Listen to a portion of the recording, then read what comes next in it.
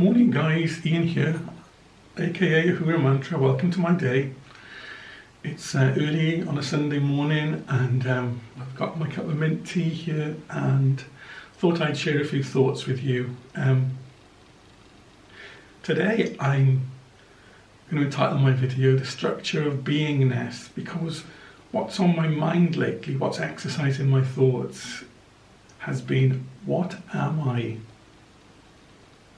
Now, if you ask anybody with a spiritual kind of interest what we are, you're likely to get the answer, well, we are tripartite beings, body, soul and spirit. And yeah, I understand that, and I think I feel that there's a sense of rightness about that, but I want to know more. What does that mean exactly? And those three parts, what can we understand about them?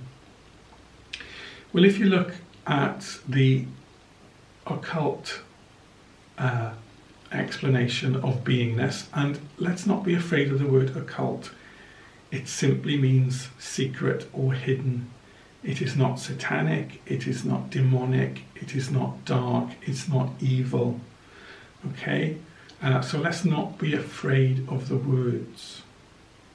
Let's take knowledge and truth where we can find it to expand our understanding of our existence and what we are.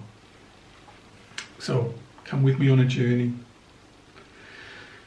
So yeah, if we look at the occult definition or the occult theory of beingness, it's also tripartite, but instead of body, soul, spirit, it's described as spirit, individuality, and personality. So let's look at those in a bit more detail. Personality is that which develops after we are born and as we live our lifetime. It is what makes Ian, Ian. It's what makes you, you. It's what makes you recognizable to all of those who you interact with in your daily life.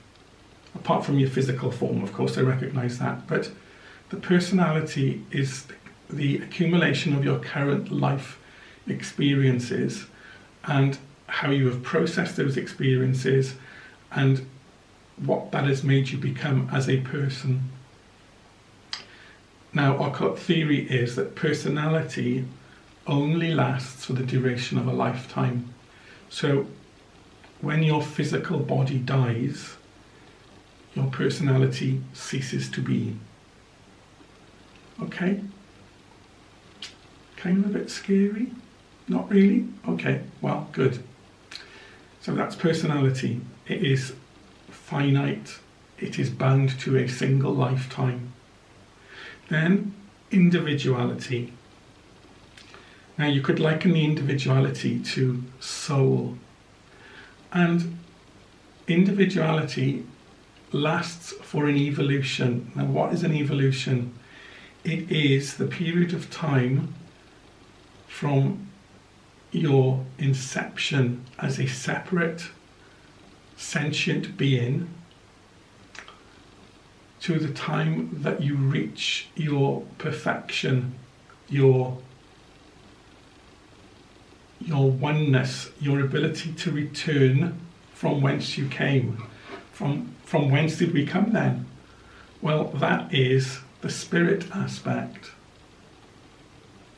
Now, if you've watched my video on Kabbalah, you'll know that the theory of Kabbalah is that there is one being in the universe, the divine. You might call God, you might have other names, you might have no name, you might think it's just the force of life, the source of creation, but one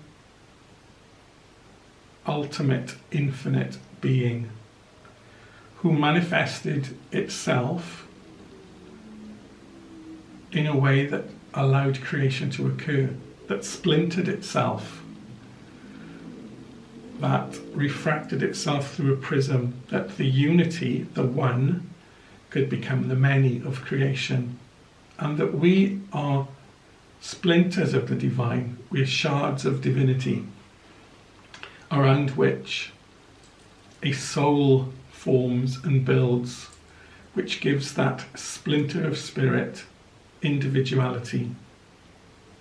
Okay, so the individuality lasts for as long as our separateness lasts. We came out of the unity, and at some point we will return to the unity, at which point our individuality, as we think of it and as we describe it now, is no longer required. And then spirit, our animating life force, our essential beingness, I suppose, what we really are, a facet of the divine. Now, I find this to be absolutely amazing. I could just lose myself in my thoughts here, but it feels very right to me. It feels as if it's something that I've always known, kind of deep down. So then I thought to myself, well, okay, if my personality only lasts for a lifetime and my individuality lasts for the evolution of my spirit, what does that mean for reincarnation? Now, coming from a Christian background, the concept of reincarnation was absolutely anathema. No, it doesn't happen. It's evil. That's what we were taught. And I think that was based on a scripture that says it's appointed unto man once to die, and after death the judgment. Well, I won't go into judgment now, I have my own theories on that. But I don't think that scripture necessarily contradicts the concept of reincarnation. Because if we're talking about the personality, it is appointed unto man once to die. Man, whilst on this earth, is his personality. So yes, the personality dies once. It does not continue. The personality does not return. But the individuality, that lasts for a very long time. Individuality is our method of becoming perfected. So the individuality, I believe, can reincarnate and does reincarnate and does gain further experience from existence. I'm not saying I have all the answers to this, and of course it's all theoretical because there is no actual proof, although people will remember past lives and such things, and I won't go into all that now. But yeah, it is a theory, but it's a theory that makes some sort of sense, I think. That we, as spiritual beings, that we evolve through experience, and that experience includes experience on 3D planet Earth. So that's what I think we are. Tripartite beings, personality that lasts a single lifetime, individuality that lasts a whole lot longer and experiences many lifetimes, and spirit, that element of us which is eternal, which was never born and which will never die because it is of the eternal. And what happens when we return to the eternal? I don't know. Do we take the benefits of our evolution with us? Do we maintain individuality whilst in the unity? Do we just return to the sea of the divine being? Was that always the plan? That the one becomes the many to become the one again. Either way, it's okay with me because I trust that the author of all things, the creator of all life,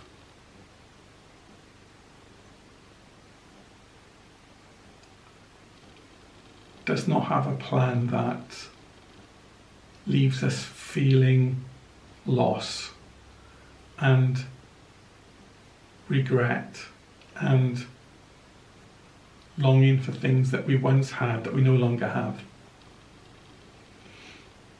I think the divine plan is a good one.